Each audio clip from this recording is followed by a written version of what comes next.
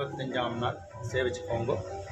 ஒருத்தி மகனாய் பிறந்து ஓரிரவில் ஒருத்தி மகனாய் ஒளித்து வளர தருக்கினாளாகி தாந்தீங்கி நினைந்த கருத்தை பிழப்பித்து கஞ்சன் வயிற்று நெருப்பெண்ண நின்று நெடுமாலே உன்னை அரித்தித்து வந்தோம். பழைதரது ஆகில் திருத்தக்க செல்வமும் சேவம் யாம்பாடி வருத்தமும் தீர்ந்து மகிந்தேலூர் எம்மாவா ஸ்ரீகாந்தாய் கல்யாண நதியின் தீர்த்தினாம் ஸ்ரீவேங்கட நிவாசாய ஸ்ரீனிவாசாய மங்களம்.